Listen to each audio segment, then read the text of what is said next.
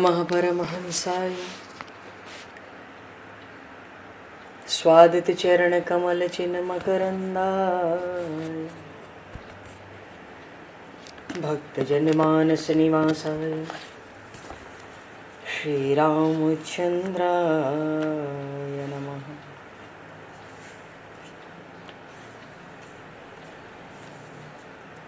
वंदे विदेहतनया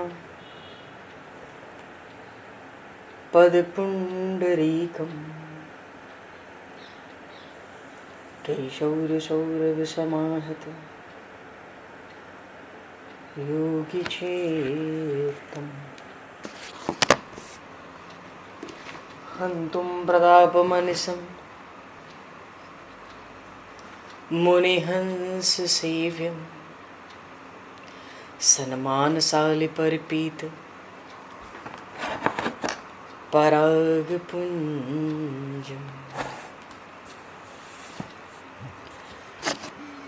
यत्र यत्र रघुनाथकीर्तनं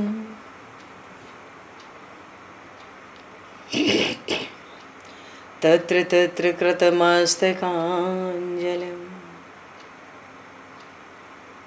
बाष्पवारि परिपूर्णलोचनं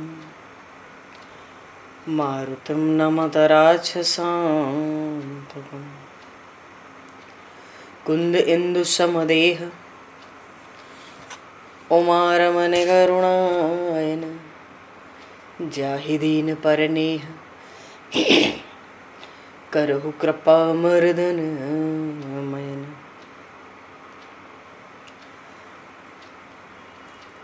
प्रहलाद नारद पराशर पुंडरीक व्यासे अम्बरीश शुक शौनक भीष्मदालभ्यां रुक्मांगद अर्जुन वशिष्ठ विभीषणादीन एतानहं परं भागवतान् नमामि। श्री सीतानाथ समारंभां श्री रामानन्दार्य मध्यमाम् अस्मदाचार्य पर्यन्तां वन्दे गुरु परम्पराम्।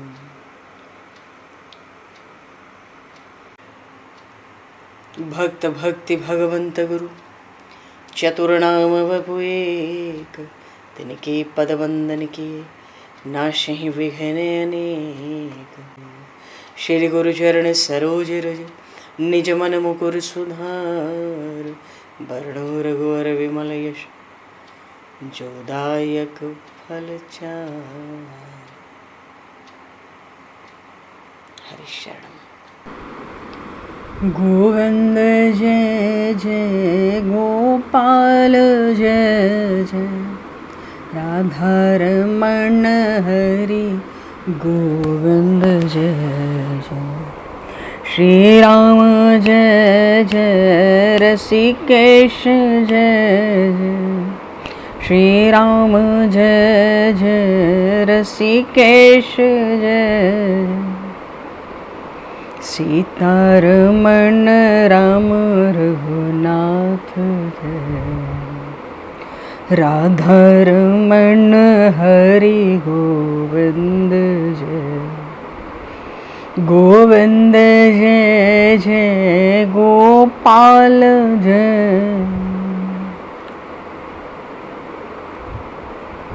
गोविंद जय जय गोपाल जय राधारमण हरि गोविंद जय। सीतारमण राम रघुनाथ जय सीतारमण राम रघुनाथ राधारमण हरि गोविंद जय जय। बोलिए श्याम रामचंद्र भगवान की संपूर्ण राम दरबार की। श्री गौरी शंकर भगवान की जय। श्री बांके बिहारी लाल की जय। श्री वृंदावन प्रेम धाम की जय। श्री पंढरीनाथ भगवान की जय। सब संतन की जय, सब भक्तन की जय, समस्त वैष्णवन की जय, समस्त पूर्वाचार्य चरणन की जय, समस्त संप्रदाचार्यन की जय। श्री सद्गुरुदेव भगवान की। गंगा मैया की जय, जमुना मैया की जय, सरजू मैया की जय, गौ माता की जय, तुलसी माता की जय, पृथ्वी माता की जय, काशी महारानी की जय। जय जय श्री सीताराम, जय जय श्री राधे श्याम। नमः पार्वती पते, हर हर महादेव।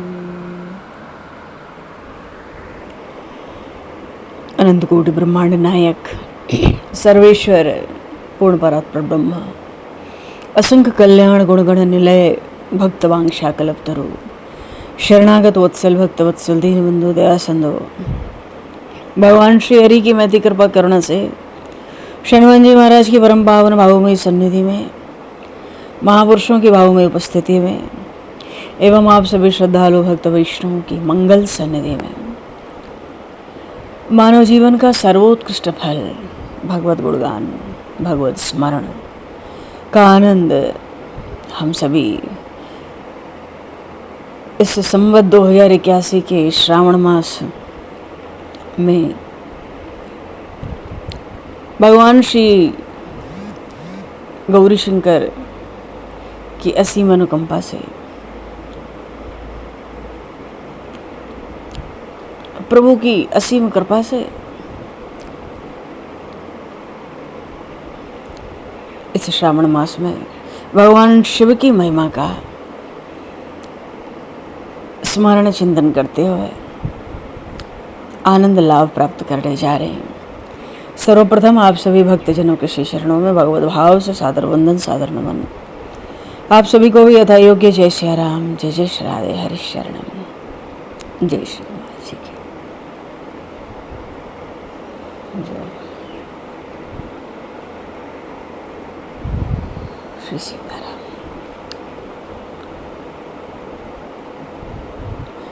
कर्पूर गौरम करुणावतारम संसार सारम भुजगेन्द्रहारम सदा वसंतं हृदयारविन्दे भवं भवानी सहितं नमामि, भवं भवानी सहितं नमामि।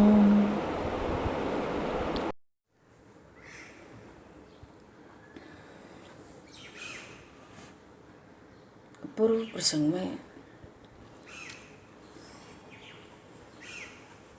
भगवान शिव द्वारा कथित श्री शिव महापुराण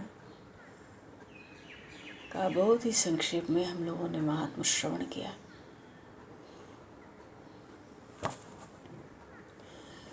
श्री व्यास जी महाराज कहते हैं कि इस पुराण को बड़े आदर पूर्वक पढ़ना चाहिए अथवा श्रवण करना चाहिए। जो श्रद्धा से हीन हो, शठ हो, भक्ति से रहित हो और धर्मध्वजी हो, धर्मध्वजी कहने का अर्थ होता है पाखंडी हो, ऐसे मनुष्यों को इसका उपदेश नहीं करना चाहिए। हाँ, जो मनुष्य भक्ति परायण होकर इसका श्रवण करेगा वो भी इस लोक में संपूर्ण भोगों का उपभोग करेगा।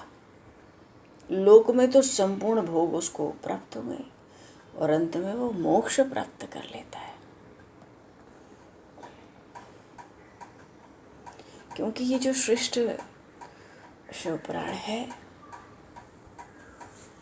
ये भगवान शिव को अत्यंत प्रिय है, इसलिए ये शिव पुराण वेद तुल्य माननीय है। भोग और मोक्ष देने वाला है, मनुष्य के भक्ति भाव को बढ़ाने वाला है। इसलिए व्यास जी महाराज आशीर्वाद देते हैं महर्षि वेदव्यास, भाई सब वेदों का विस्तार, 18 पुराण, ब्रह्म सूत्र, गीता, भागवत सब कुछ तो भगवान व्यास का तैयार किया हुआ है। बनाया हुआ है। तो इस शिव महापुराण के लिए भगवान व्यास तो इसके महात्म्य, इसके श्रवण करने की महिमा में मानो आशीर्वाद ही दे रहे हैं कि भगवान शंकर इस शिव पुराण के वक्ता और श्रोता दोनों का ही सदा कल्याण करें। शम करोतु स शंकरः। भगवान व्यास तो साक्षात भगवान नारायण के ही अवतार हैं, इसलिए उनका नाम ही है व्यास नारायण। वस्तुतः उनका नाम तो श्री कृष्ण द्वैपायन व्यास है, उनके पिता महर्षि पराशर के द्वारा नामित। पर लोक में चूंकि इतने वेदों का विस्तार कर दिया, चारों वेदों का, इतने 18 पुराणों की रचना, गीता, भागवत, ब्रह्मसूत्र, इनका नाम ही हो गया व्यास। मानो जीव को भवसिंधु से पार लगाने के लिए पट्टा ही लिखा लिया। भगवान व्यास कहते हैं प्रबल शास्त्रों के बल से जीव भवसिंधु से पार होगा। एक बार भगवान व्यास सरस्वती गंगा के तट पर बैठे थे। वहाँ उन्होंने क्या देखा कि ध्यान में बैठे थे तो ब्रह्म, जीव और माया सब दिखे भगवान व्यास को।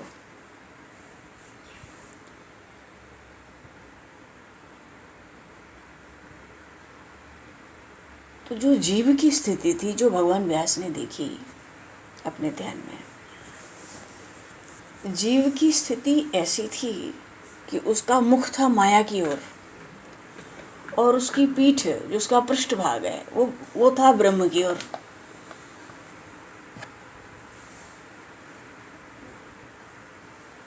भगवान व्यास ने सोचा, अरे जीव ने तो उस परमात्मा को पीठ दे रखी है और जीव माया के सम्मुख है, वो भी सुख की कामना से।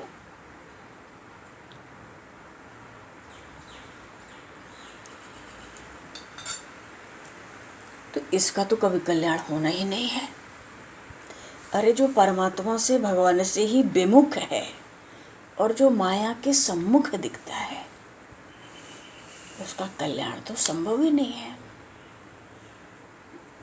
तो ये जो जीव माया की ओर मुख किया है और भगवान की ओर पीठ दे रखा है, अब ये भगवान की ओर मुख करे और माया की ओर इसकी पीठ हो जाए, फिर ये सहज ही भव सिंधु से पार हो जाए। पर ऐसा होगा कैसे? व्यास जी महाराज सोचने लगे सरस्वती गंगा के तट पर, ऐसा कैसे होगा?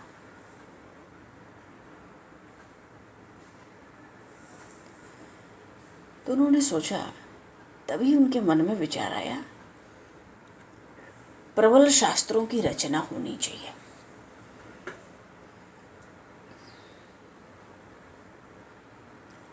फिर समस्त वेदों का विस्तार हुआ, 18 पुराण की रचना हुई। पुराण तो बहुत है, सैकड़ों हैं, पर 18 प्रमुख हैं। इसलिए एक बोलचाल की भाषा हमारी चल पड़ी, ये 18 पुराण। पुराण बहुत है, तो सब पुराणों की रचना कर दी। सब पुराण रच के भी 17 पुराण में तसल्ली नहीं हो रही थी, मानस में खेद बना था। देवर्षि नारद के उपदेश से, चतुश्लोकी भागवत का उपदेश श्रवण करके भगवान व्यास ने श्रीमद् भागवत महापुराण का विस्तार कर दिया। फिर गीता जी भी महाभारत में प्रकट हुई। महाभारत भी भगवान वेदव्यास का। भगवान वेदव्यास ने विचार किया कि मैं प्रबल शास्त्रों के बल पर एक सेतु निर्माण करूंगा। जैसे कहते हैं ना, नाम लेत भवसिंधु सुखाई, तो यहाँ नाम महाराज की अपार महिमा है, अपरंपार। नाम ले लो तो कुछ पार ही नहीं करना है। क्यों? नाम लेत भवसिंधु सुखाई। कर विचार सुजन मन माही। नाम के लेने से भवसिंधु सूख हो जाता है, तो जब सूख ही गया, जब जल बचा नहीं, तो पार क्या करना है। तो स्वामी जी रामचरितमानस में नाम महिमा में, नाम वंदना में कहते हैं, तो भगवान व्यास के मन में आया कि मैं भी भवसिंधु के ऊपर एक पुल का निर्माण करूं। क्यों? वैसे भी माता तो, उनके नाना जी भी बड़े नाविक थे, उनकी माता सत्यवती भी नाविक थी, इस पार से उस पार पहुंचाना। तो व्यास जी ने सोचा, भाई मैं भी अपने खानदान का, पूर्वजों का जो काम है उसी को आगे बढ़ाऊं। तो मैं कैसे बढ़ाऊं? ये तो व्यास नारायण है। इनके मन में आया, मैं भव सिंधु के ऊपर ही सेतु का निर्माण कर दूं। मैं ऐसा पार लगाऊं कि जीव को ही इस पार से उस पार कर दूं। कुछ ऐसा उपाय करूं इससे जीव भव सिंधु से पार हो। पार करना तो हमारा खानदानी काम है। नदी को पार करना है, इधर इस किनारे से उस किनारे।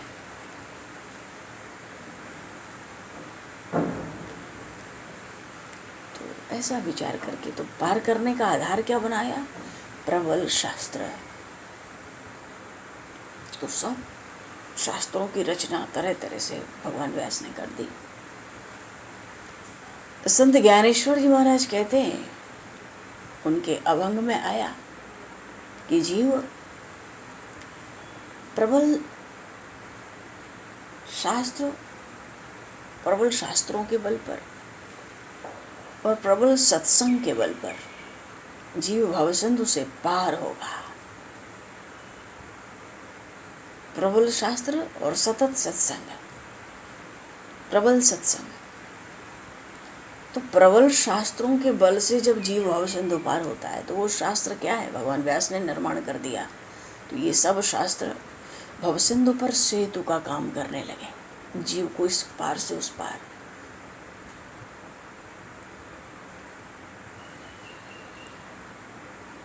जब ध्यान में देखा था भगवान व्यास ने कि जीव तो माया के सम्मुख है, परमात्मा से विमुख है, परमात्मा को तो पीठ देता है, माया की ओर मुख करता है, तो इसका कल्याण कभी होगा नहीं। तो कैसे होगा इसका कल्याण?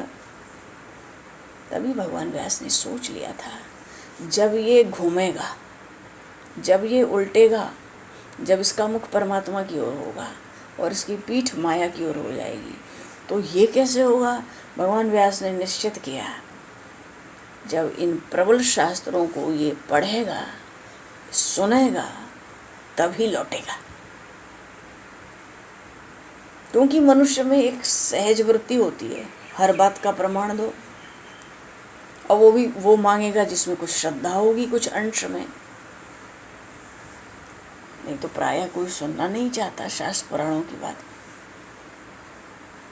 जहाँ गुंजाइश है वो कहता है हर बात का प्रमाण दो। इसका क्या प्रमाण है? ये कहाँ लिखा है?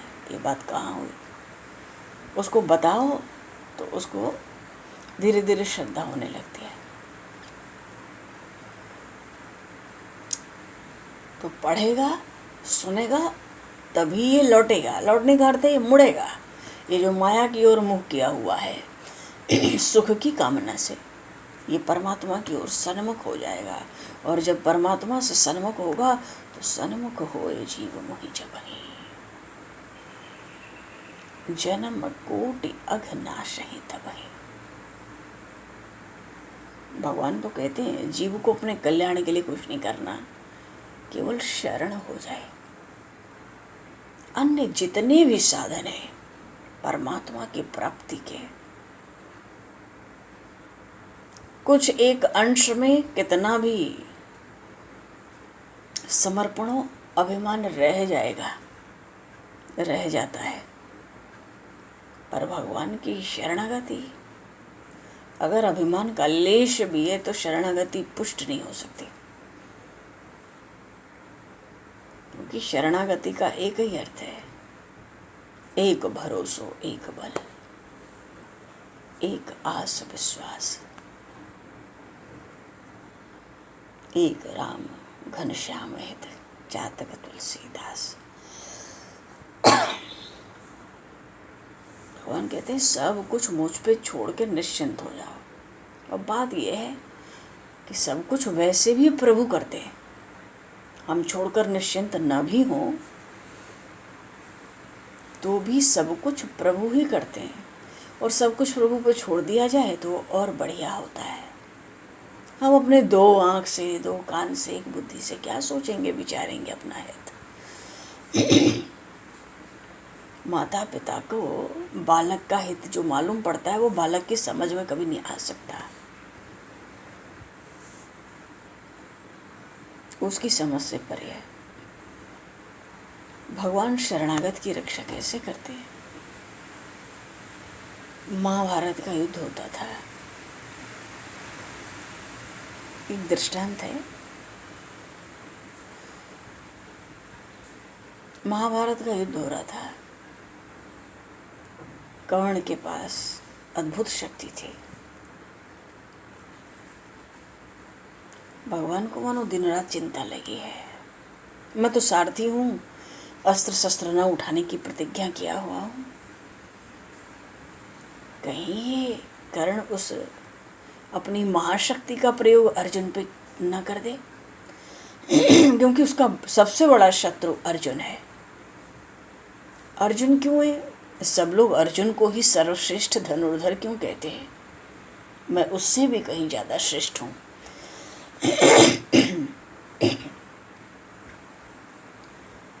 तो भगवान की क्या हालत, जब युद्ध होता तो कर्ण को जैसे ही अर्जुन के सामने आता कर्ण मोहित कर देते अपनी माया से। मोहित करने का अर्थ है इसको अपनी उस महाशक्ति का, अमोघ शक्ति का स्मरण ही ना रहे, उतनी देर ये भूला रहे। तो युद्ध में रक्षा हो गई अर्जुन की। क्योंकि जो वरदान देवता देते हैं मनुष्यों को भी साधन तप से, उसको परमात्मा भी, उन देवों की वाणी को परमात्मा भी नष्ट नहीं करना चाहता, वो भी उसका कुछ जोड़ तोड़ निकालता है। क्योंकि प्रभु अगर वरदायक देवताओं की वाणी को अपनी ऐश्वर्य शक्ति से, अपने प्रभुत्व से नष्ट करेंगे तो फिर बात ही क्या बची। तो भगवान अपनी माया का प्रयोग करके कर्ण की बुद्धि को मोहित कर देते थे। उसको याद ही नहीं रहता कि मेरे पास वो महाशक्ति है, अर्जुन पे छोड़ो। और जब युद्ध विश्राम हो जाता, हर दिन शाम हो जाती, सब अपने अपने शिविरों में जाते, प्रभु को यही चिंता सताती, वो कल तो उस शक्ति का प्रयोग नहीं करेगा। कर्ण उस शक्ति के बारे में सामने होता तो मोहित करते थे। अब तो युद्ध का आज अंत हो गया, विश्राम हो गया, सब अपने अपने शिविर में, कहीं योजना तो नहीं बना रहा अर्जुन के लिए। भगवान सर्वशक्तिमान है, भक्त की कितनी चिंता है। जैसे कोई पतिव्रता स्त्री होती है, ये सब शरणागति के गूढ़ तत्व है। इन तत्वों को थोड़ा थोड़ा सुनकर भीतर लाते रहने से ही भगवान की शरणागति पुष्ट हो सकती है, बल मिलता है ना भक्त को। अरे जब भगवान को इतनी चिंता है तो हम काहे बात की चिंता करें? उनको दिन को चिंता, उनको रात को चिंता, उसका उपाय भी वही करते हैं। तभी तो भगवान कहते हैं सर्वधर्मान परित्यज्य, सब छोड़ो, माम एकम शरणम व्रज, तू मेरी शरण में आओ। सबके लिए सब कुछ प्रभु ही कर रहे हैं, पर जो शरण में जाते हैं उनको भक्ति प्रेम की प्राप्ति होती है। पीछे भगवत धाम गमन होता है, प्रभु सेवा में लेते हैं। और जो भगवान से विमुख हैं, करते तो भगवान उनको भी हैं, पर वो अभिमानी मानते नहीं। प्रभु तो उनको करते हैं पर वो मानते नहीं है ना, तो भगवान भी उनके कर्मों के अनुसार उनके फल का हिसाब कर देते हैं। जब मानेगा ही नहीं, जो कृतघ्नि है, वहाँ परमात्मा अपना कर्तव्य ही पूरा करता है, क्योंकि सबसे बड़े दाता है, सबके पालन पोषण करने वाले। पर इनको डालो, जिसके जैसे कर्म है, हमें तो करना था, मैंने कर दिया, करता रहूँगा, पर इनके कर्मों के हिसाब से इनको डालो। भक्त पर तो भगवान का सहज स्नेह है। राम सदा सेवक रुचि राखी। तो जैसे पतिव्रता स्त्री होती है, वो कोई भी सुख हो, खाने पीने, उठने बैठने, चलने फिरने, कोई भी सुख हो, वो पति से ही चाहती है। वो जीवन में ऐसा कोई सुख नहीं चाहती जो उसके पति के द्वारा प्राप्त ना हो, तभी तो पतिव्रता कहलाती है। वो मर सकती है, मिट सकती है, पर ऐसा कोई सुख वो स्वीकार नहीं कर सकती जो उसको पति के द्वारा प्राप्त ना हो। तभी तो माता अनसुईया ने कहा था, अमित दान भरता वैदेही, अधम सो नारी जो सेवन तेहि। तो ऐसे ही जो भक्त होता है वो सब सुख परमात्मा से चाहता है। अब भक्त अनन्य भक्त है, उसको कोई दूसरा सुख पहुंचाना चाहे उसको नहीं चाहिए, आदर कर सकता है, लेकिन कहे भाई कि हम तुम्हें इतना बड़ा सुख दे, कोई देवी देवता कहे भाई तुम हमारे इधर आओ, नहीं आ सकता वो, क्योंकि शरणागत में दृढ़ विश्वास होता है, उसकी निष्ठा है दृढ़। वहाँ क्या निष्ठा है, बने तो रघुवर से बने, सुख मिले तो उन्हीं से मिले और बिगड़े तो भरपूर। कोई दारुण दुनिया देखने तो खूब वो भी आवे, भरपूर आवे, बने तो रघुवर से बने और बिगड़े तो भरपूर। तुलसी औरन ते बने वा बन वह पे धूर। दूसरे से कोई सुख मिले, कोई अनुकूलता मिले तो धूल, गोस्वामी कहते उस पर धूल डाल दो। ये एक निष्ठ शरणागति है। हाँ जी, प्रसंग था शिव महापुराण का। शिव महापुराण में जो पहली संहिता है, विद्येश्वर संहिता उसका नाम है। 7 संहिताएं, सार सार हम लोगों को श्रवण करना है, कथन करना है। तो इस विद्येश्वर संहिता में क्या सार सार क्या बताया गया है इस पूरी संहिता में? इसमें व्यास जी महाराज कह रहे हैं कि जो धर्म का महान क्षेत्र है, या यूँ कहें जहाँ गंगा यमुना का संगम हुआ, या यूँ कहें कि जो ब्रह्मलोक का मार्ग है, तो धर्म का महान क्षेत्र गंगा जमुना का संगम, ब्रह्मलोक की प्राप्ति का मार्ग तो परम पुण्य में प्रयाग है, प्रयागराज, तीर्थराज प्रयाग। बोलिए जी तीर्थराज प्रयाग जी महाराज की जय।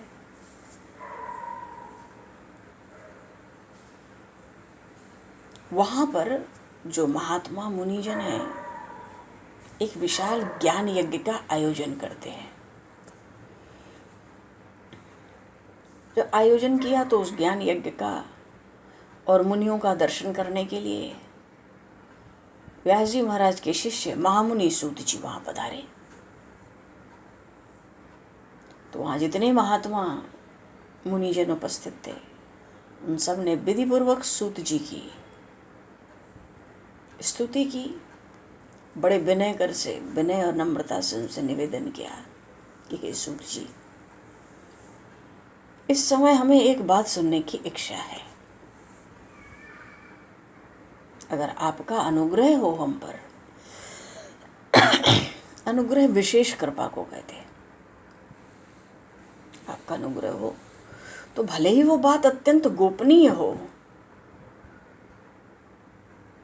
तब भी आप उस विषय का हमको वर्णन करो, सुनाओ।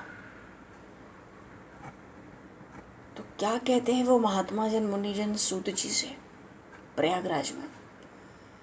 वही घोर कलयुग आने पर मनुष्य पुण्य कर्म से दूर रहेंगे, दुराचार में फंस जाएंगे, सब के सब सत्य भाषण से विमुख हो जाएंगे, दूसरों की निंदा में बड़े तत्पर रहेंगे। ये सब कलयुग का लक्षण ही है। पराया धन हड़प लें ऐसी इच्छा करेंगे, उनके मन पराई स्त्रियों में आसक्त होंगे, वे दूसरे प्राणियों की बात बात पर हिंसा किया करेंगे, वे अपने शरीर को ही आत्मा समझेंगे,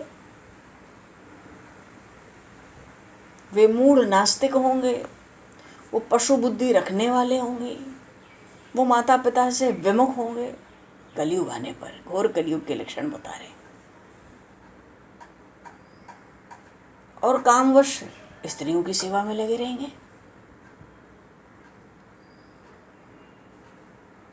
अपने को बड़ा श्रेष्ठ कुल वाला मानेंगे, चारों वर्णों से विपरीत व्यवहार करेंगे, तो फिर सभी वर्णों को भ्रष्ट करने वाले हो जाएंगे। कलयुग में स्त्रियां भी प्रायः सदाचार से भ्रष्ट होंगी, अब पतियों का अपमान करने वाली होंगी, सास ससुर से द्रोह करने वाली होंगी, किसी से भय मानेंगी नहीं। तो हे सूत जी, घोर कलयुग आएगा तो मनुष्यों की बुद्धि नष्ट हो जाएगी। तो जिनकी बुद्धि नष्ट हो गई है और जिन्होंने अपने धर्म का त्याग कर दिया है, ऐसे लोगों को इस लोक में परलोक में उत्तम गति कैसे प्राप्त होगी? मानो जितने लक्षण बताए घोर कलयुग के स्त्री पुरुषों के, ये सब लक्षण हों तो भी ऐसे लोगों को इस लोक में भी, संसार में भी और परलोक में भी, मानो जीते जी और मर के भी, शरीर रहते भी और शरीर न रहने पर भी उत्तम गति कैसे प्राप्त होगी? देखो कितना सुंदर प्रश्न है। इतने बड़े बड़े पुराणों की रचना न होती तो जीव के कल्याण के मार्ग कहाँ कहाँ प्रतिपादित होते, कैसे हाथ लगते। यही प्रबल शास्त्रों का बल है, जिनके बल से जीव माया से, जो पहले सम्मुख होता है माया के, विमुख होकर परमात्मा के सम्मुख हो जाता है। तो कह रहे ऐसे जो हैं, इनकी जीते जी और मर के कैसे उत्तम गति होगी। सदगति नहीं कहा, कल्याण ही नहीं कहा, मंगल नहीं कहा, उत्तम गति कैसे होगी ऐसे लोगों की। हमें तो इसी चिंता से हमारा मन सदा व्याकुल रहता है। घोर कलयुग आएगा क्योंकि शास्त्रों में सब लक्षण है, तो प्रजा ऐसी होगी तो उत्तम गति कैसे होगी? सूत जी बोले, हे साधु महात्माओं,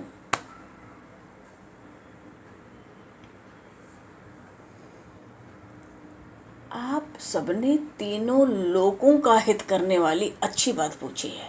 अब इससे बढ़िया बात क्या होगी कलयुग में?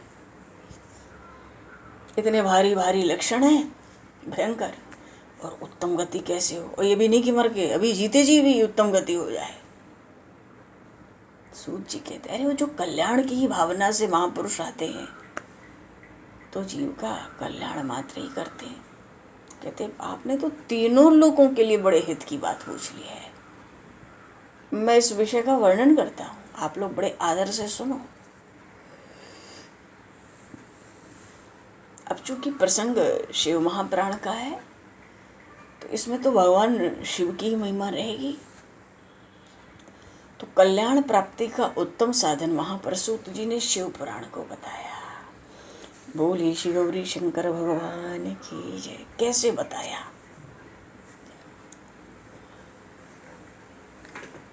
सूत जी कहते हैं सबसे उत्तम जो शिव पुराण है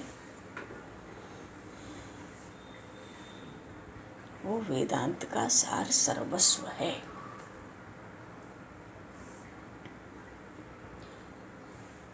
वक्ता और श्रोता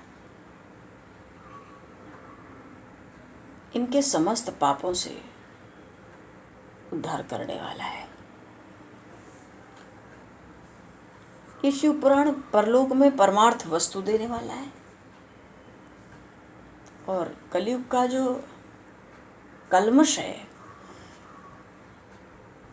कलयुग में जो पाप की वासना है, और पाप की वासना तो भंडार है उसका कलयुग।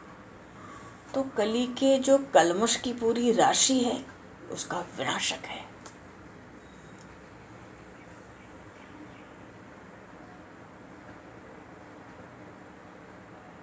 और उसमें भगवान शिव का उत्तम यश वर्णन हुआ है। इसलिए हे ब्राह्मणों, देखो सूत जी हैं, सूत बैठे हैं व्यासपीठ पर, और श्रोता है सब ब्राह्मण जन बड़े बड़े महात्मा मुनिजन। सूत जी कहते हैं, हे ब्राह्मणों, धर्म अर्थ काम और मोक्ष, इन चारों पुरुषार्थों को देने वाले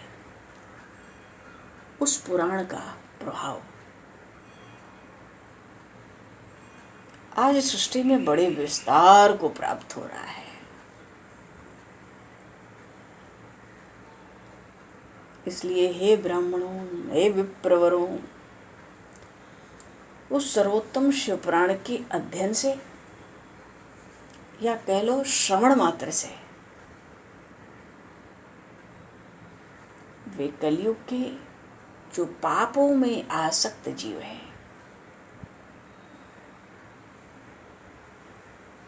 ऐसे जीव भी श्रेष्ठतम गति को प्राप्त हो सकेंगे।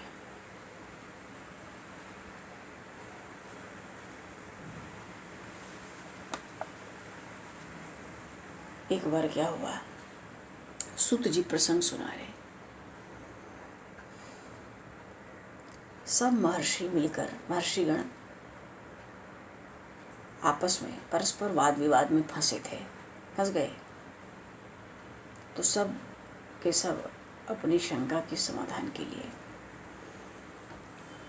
सृष्टिकर्ता उन ब्रह्मा जी के पास गए।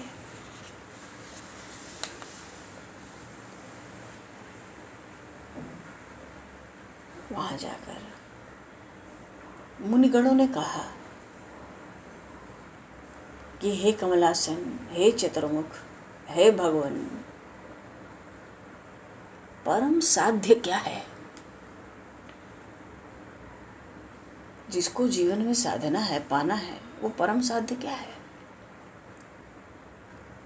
और उस परम साध्य को साधने का परम साधन क्या है? और उस परम साधन को साधने वाला साधक कैसा होता है? इसी विषय को लेकर बड़ी भारी संख्या में मुनिजन, जिनमें परस्पर वाद विवाद हो गया, मानो एक मत नहीं हुए, सबके अलग अलग विचार होंगे, मत होंगे। ब्रह्मा जी महाराज से पूछा, उन जगत पिता से, आप बताओ परम साधन क्या है? उसका परम साधन क्या है? कि साधन से वो परम साध्य प्राप्त होगा। और जो इस मार्ग में लगे वो साधक कैसा होना चाहिए? जगत पिता श्री ब्रह्मा जी महाराज कहते हैं, हे मुनिगणों, शिव पद की प्राप्ति ही साध्य है। मानो हर जीव को क्या प्राप्त करना है? शिव पद की प्राप्ति। तो उस शिव पद की प्राप्ति का साधन क्या है?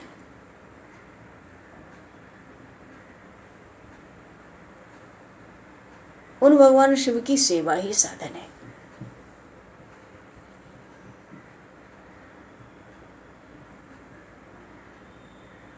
तो साधक कैसा होता है? साधक कौन होगा? अरे उन भगवान शिव के प्रसाद से, कृपा से जो नित्य नैमित्तिक कर्म होते हैं, उन कर्मों में जो फल की आशा नहीं रहती है,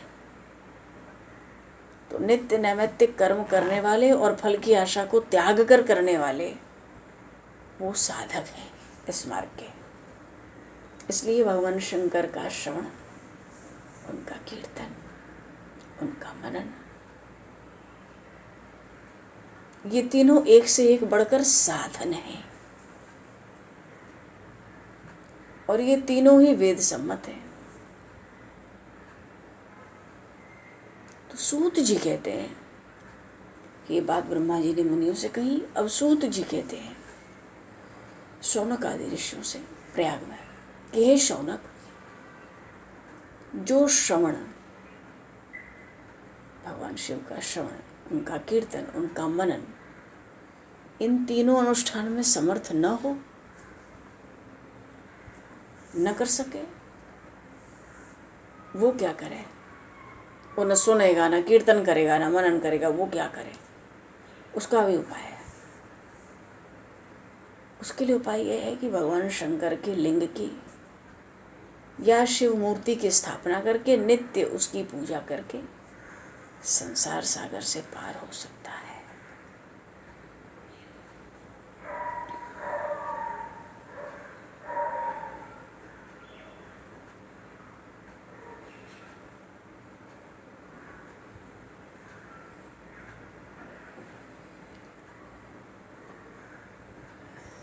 बोलिए श्री शंकर भगवान की जय। अब भगवान शिव के शिवलिंग और उनके मूर्ति की पूजा का विधान बखान करके सूत जी आगे के प्रसंग में सुनाते हैं। ये विद्वेश्वर संहिता है, शिव पुराण की पहली संहिता, जिसमें सार ये बात आई है। बोलिए श्री शंकर भगवान की जय।